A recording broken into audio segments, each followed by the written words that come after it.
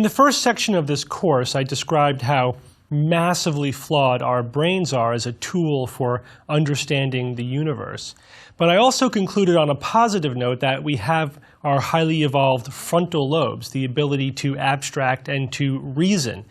In this next section of the course, I'm going to go over some tools for how to use that reasoning ability to override the flaws in our neurological function.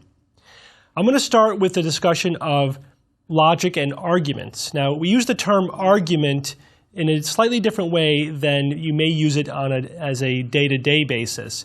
You probably argue every day, and by that I do not mean that you have a verbal fight with someone else, although you may also do that.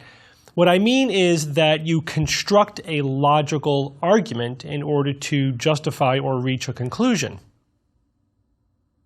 The purpose of an argument is often, we think, to convince others of your position.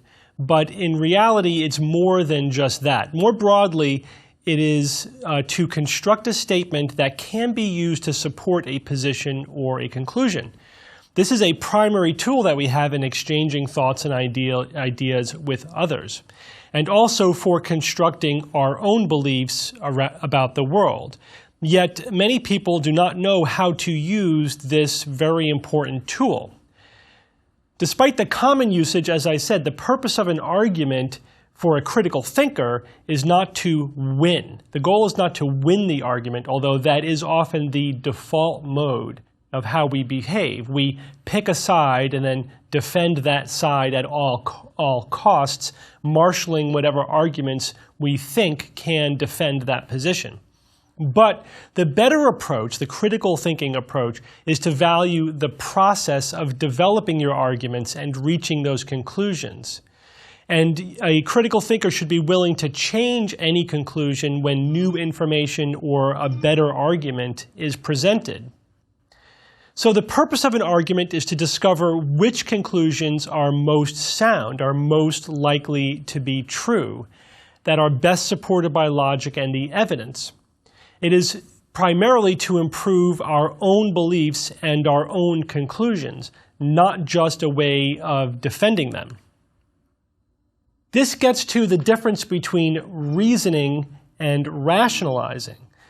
Rationalizing is a process of starting with the conclusion and then figuring out which arguments can be marshaled in order to defend that conclusion, where reasoning focuses on the process going forward, where the conclusion flows from the logic and not the other way around.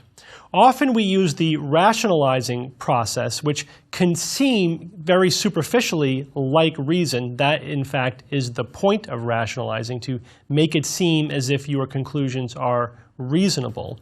We use that to rationalize decisions that we've already made, or conclusions that we've already arrived at.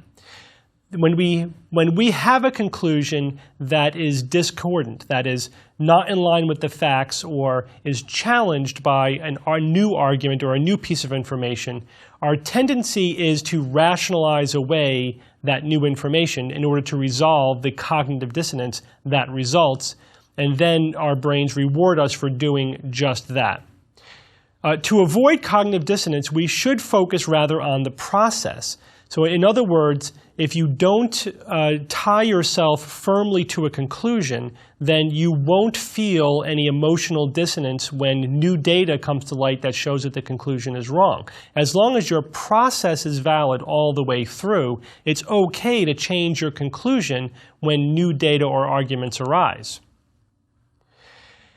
Specifically, in logic, the term argument is a set of statements used to support a conclusion.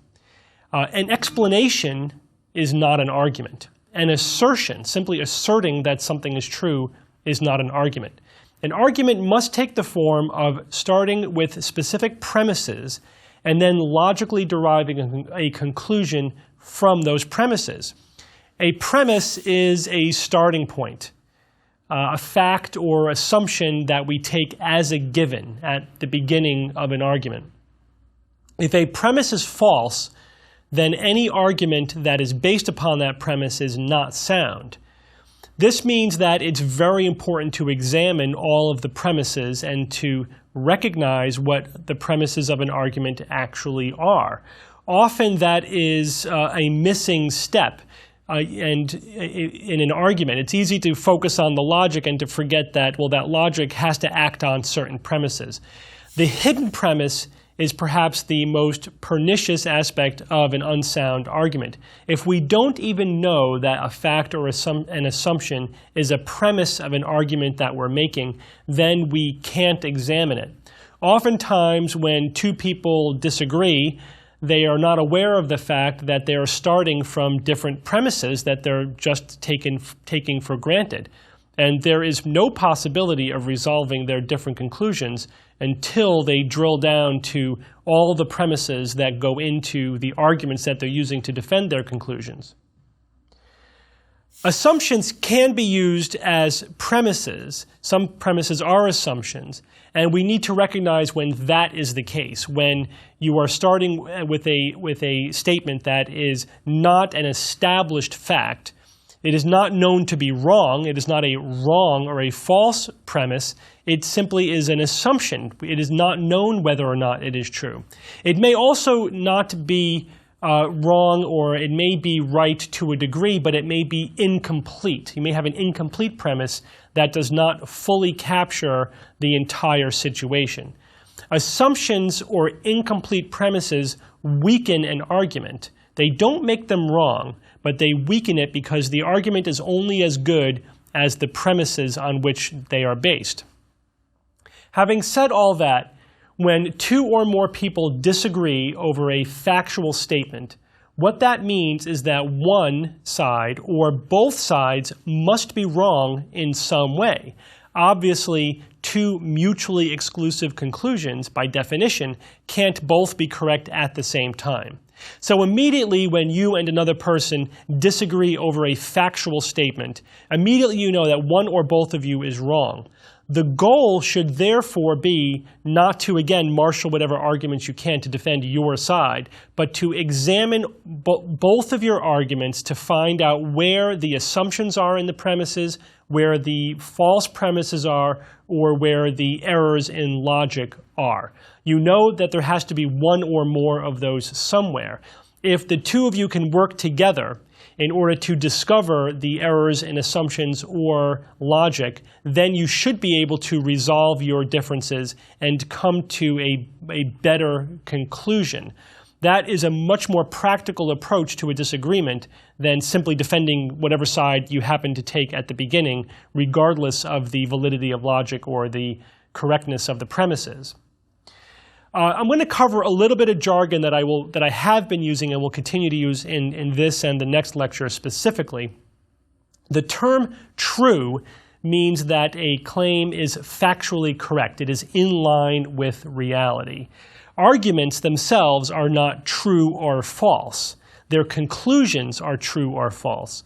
I'll also note that in most cases we do not have access to truth with a capital T, with metaphysical certitude. So what we're really talking about is something that is established to a sufficient degree that we can treat it as if it were a fact, although we know that all true statements are tentative in some way because they are dependent upon our incomplete current level of knowledge. The term valid refers specifically to logic.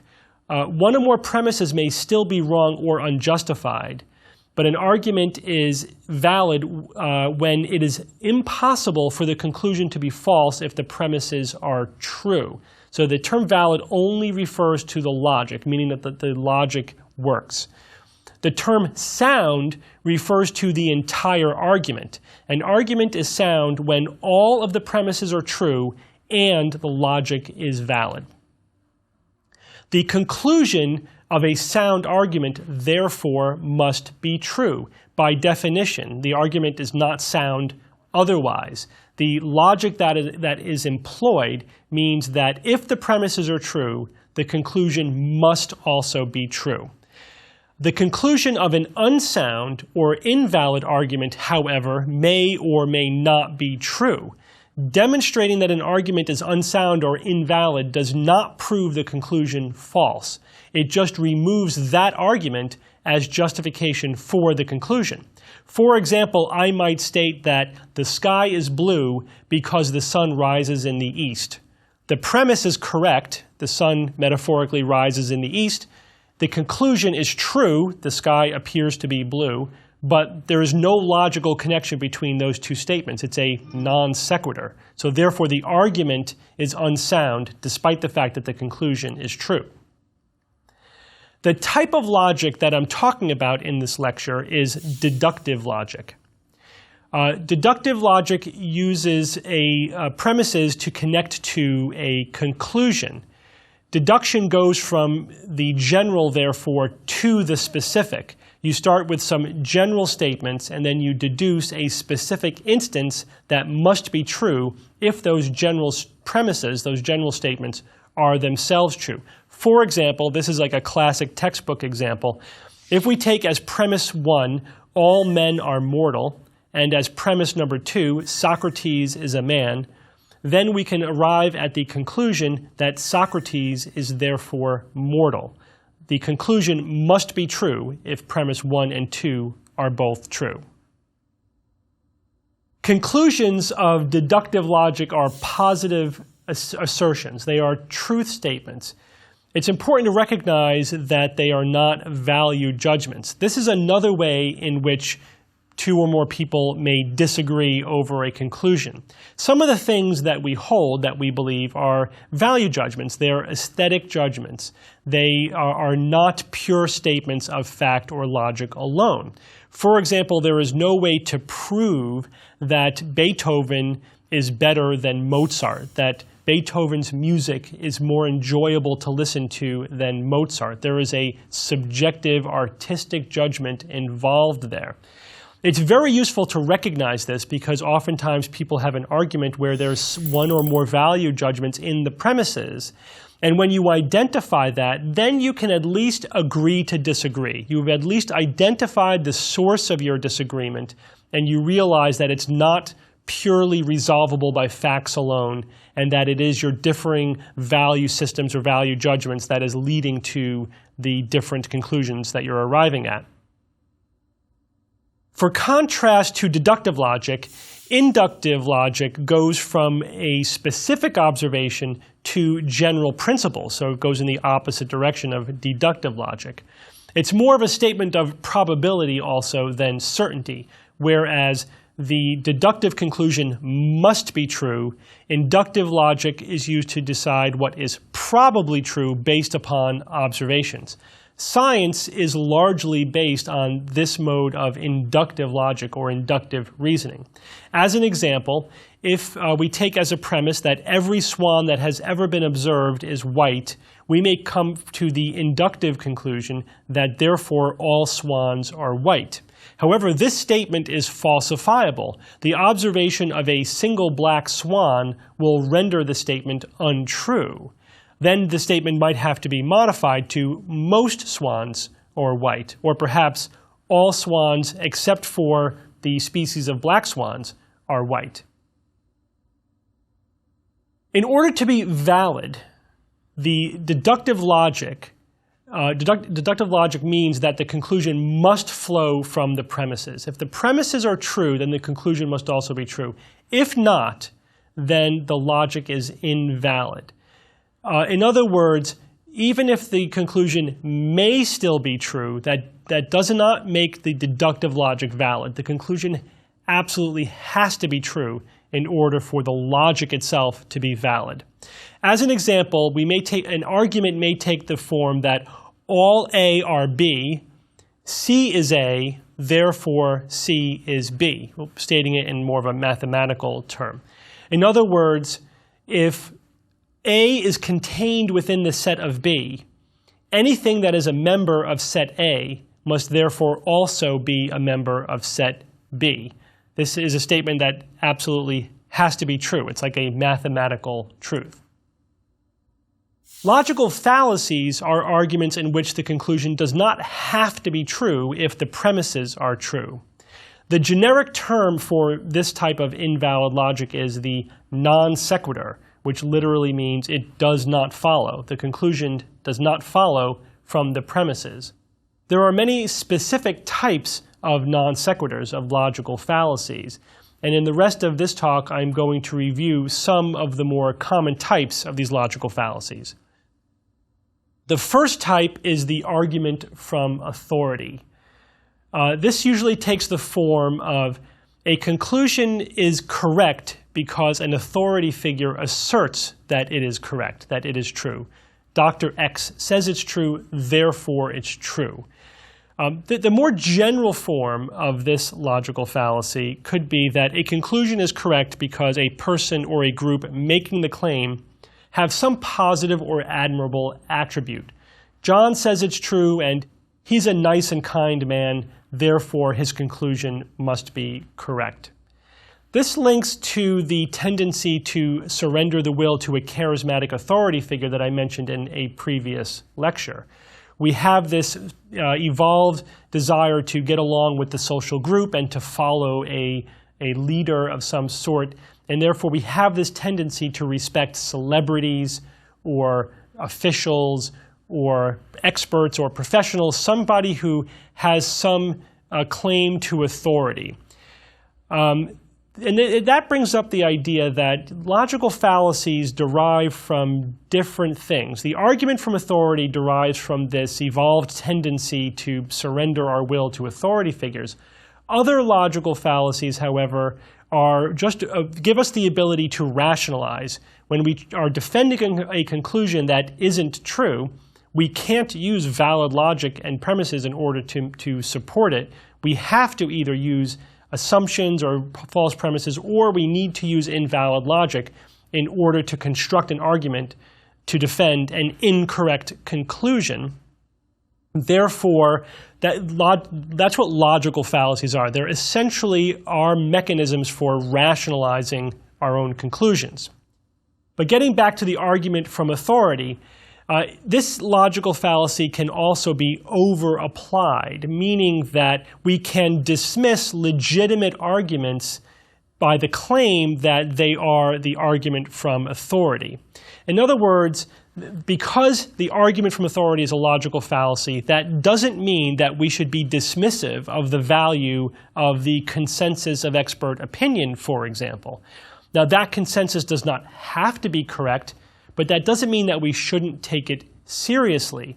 If a consensus derives from a robust program of research, of discussion, of a group of experts going over a lot of evidence, hammering out their differences, hammering out their objections, and finally arriving at a hard-won consensus, that process of arriving at that consensus of experts should be given some consideration.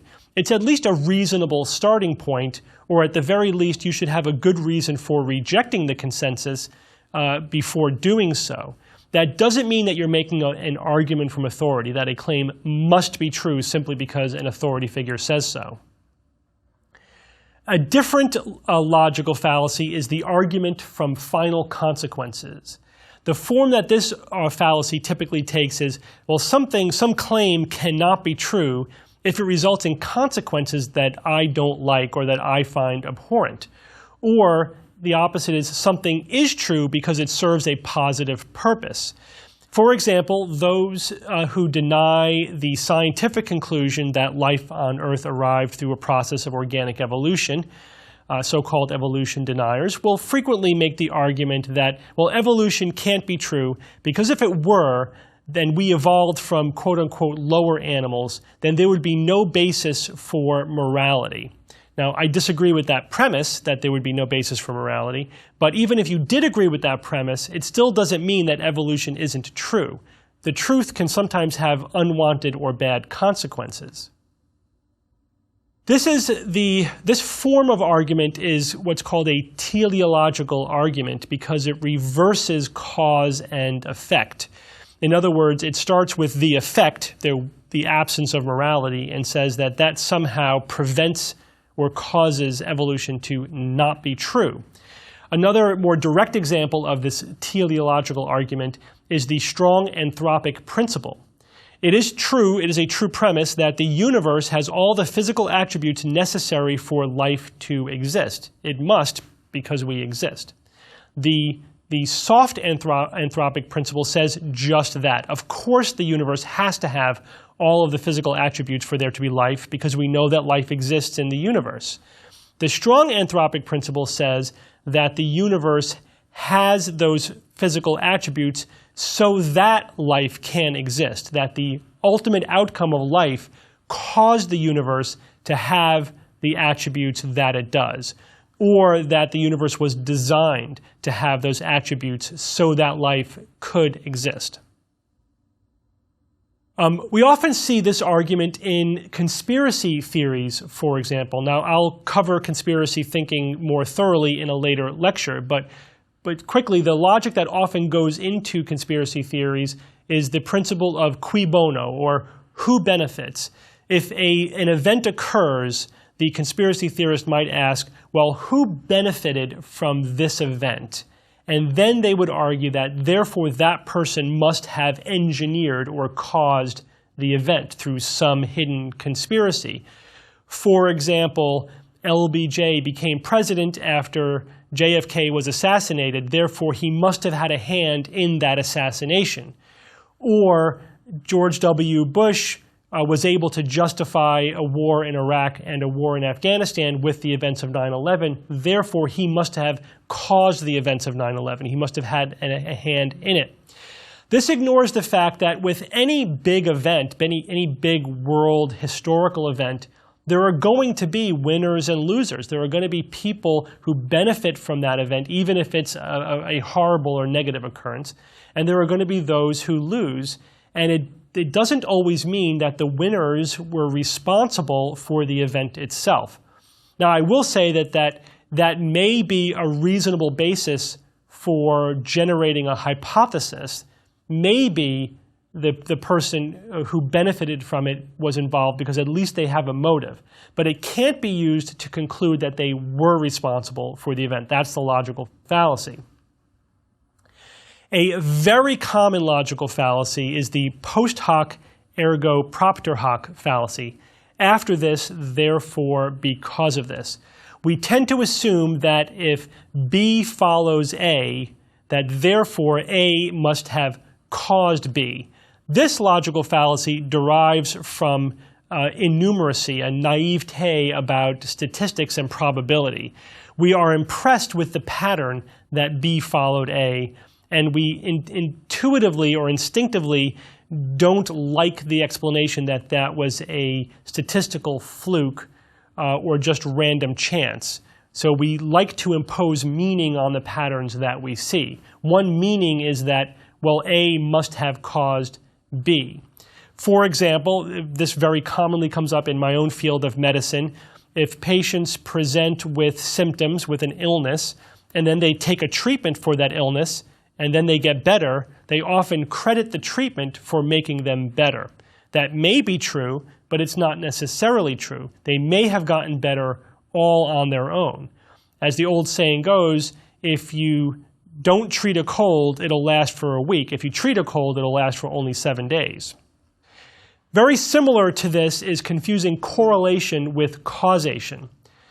Here, the form of the argument is not just that B follows A, but B correlates with A in some way.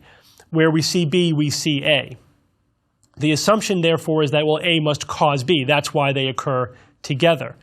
However, this is not logically the case. It's possible that B causes A. It's also possible that some other factor, C or D, cause both B and A. Those would all be explanations for why there is a correlation between A and B. And this is even assuming that the correlation is real and not itself a coincidence. Random distributions tend to be clumpy, so there are a lot of false correlations, correlations that are due to statistical flukes alone. But even if the correlation is real, at the very least then we have three hypotheses. A causes B causes A, or both A and B are caused by some other factor.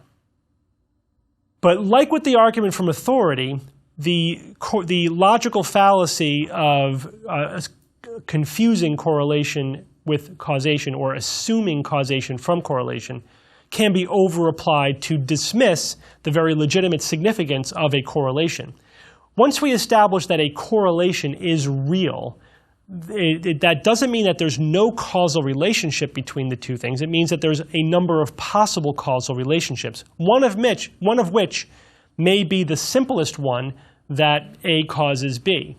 For example, it was noted that cigarette smoking correlates with certain types of lung cancer.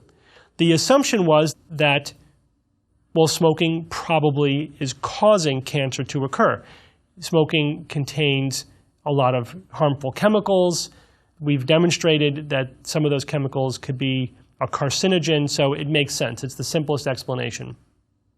But the tobacco industry actually employed the correlation does not equal causation logical fallacy argument to say that, well, we cannot assume that smoking causes cancer just because the two are correlated. At various times, they argued that this factor X, this mysterious third factor, causes people to both smoke and get cancer. And even for a while, they floated the idea that cancer causes smoking, that cancer causes irritation in the lungs and anxiety, which is relieved by smoking, and therefore cancer motivates people to take up smoking. Those could be considered less plausible hypotheses to explain the correlation. But further, we can use other correlations to test the various hypotheses. If smoking causes cancer, then we would expect that the more you smoke, the greater your risk of cancer, that inhaling would cause more cancer than not inhaling, that smoking unfiltered cigarettes would cause more cancer than filtered cigarettes, and that after quitting smoking, your risk of getting cancer would then subsequently decrease. All of those correlations turn out to be true also, and therefore we can use multiple correlations to triangulate to the most likely causal hypothesis: smoking causes cancer. But all of this evidence should not be dismissed as a logical fallacy. It's only a fallacy if we assume one particular cause and effect from the mere correlation itself. Another logical fallacy is special pleading. This can also be called ad hoc or post hoc reasoning, meaning we're inventing reasons as needed in order to explain certain aspects of the evidence or to jerry-rig problems with an argument. This logic is not formally invalid. In other words, the arguments that are put forward may in fact be legitimate as far as they go.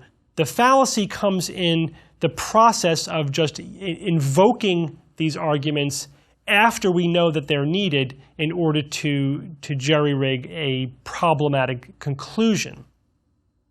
For example, proponents of extrasensory perception, or ESP, may argue that the reason why well-controlled studies of ESP fail to show any ESP effect is because of the presence of skeptics, that a skeptical mind somehow prevents ESP from working. They've actually generated hypotheses that believers in ESP allow the effect to occur, and those with a skeptical worldview prevent ESP from happening. And that's why the researcher, they call this the researcher effect, where the attitude of the researcher affects the outcome of the study.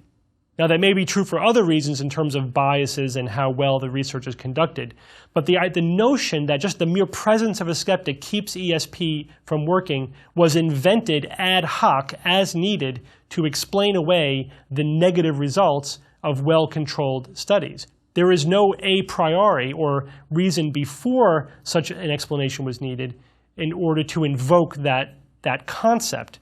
Once again, what we see is with this kind of logic that this may be a way of generating a hypothesis, but can't be used as a premise or as a conclusion in order to explain away inconvenient evidence or the absence of evidence that should be there. This falls, the special pleading fallacy is related to the fallacy of limited scope, introducing a new element that is not a broadly applicable principle. It narrowly addresses a single flaw in evidence or argument. The perhaps most famous example of this is one that was given by Carl Sagan in his book, The Demon-Haunted World. He invited the reader to imagine someone claiming that they have a dragon living in their garage. And when you ask them to see their dragon, they say, well, the dragon is invisible, so you can't see him. Well, perhaps we can spread something on the ground and look at his footprints. Well, the dragon floats and wouldn't leave any footprints. Well, maybe we can measure the heat of his fiery breath. Well, this dragon breathes heatless fire. Well, can I touch the dragon? Well, he's also insubstantial. So for every experiment that you can devise to test for the presence of the dragon, a special, very narrow reason is invented that would explain away the absence of that evidence. This type of argument has been invoked frequently to explain why there is no smoking gun evidence for the existence of Bigfoot or Sasquatch. Some have argued that, well, perhaps he can turn invisible at will, and that's why you can never capture him on a photograph. Or perhaps he can travel through other dimensions. He can disappear when needed to, and that's why you could never trap him. Other forms of special pleading include the notion that aliens don't want us to know that they are here. They therefore will give us ambiguous little bits of evidence, but not smoking gun definitive evidence. Billy Meier, who is a Swiss farmer who has been claiming for decades that he has been in constant contact with aliens, for example, uses this type of argument to explain why his evidence looks as if it's been hoaxed. For example, he presents a photograph of a pretty typical flying saucer, which appears to be attached to a tree for support. And he argues that, well, for whatever reason, the aliens chose to fly around that tree. When the area of the photograph was later investigated, it was found that the tree was not there, which is what you would expect if the tree were a model he used only for that photograph. To which Billy Meier explained, well, the alien had the tree removed for some unknowable reason. These are all just special pleading arguments in order to explain away why the evidence makes it seem like he has been engaged in a hoax. Arguments are an opportunity to resolve differences of opinion. Discovering hidden premises, factual errors, and flaws in logic should be the goal. But remember, it's important to use these tools to improve one's own beliefs, not just to prove why other people are wrong. In the next lecture, we will cover more of these logical fallacies.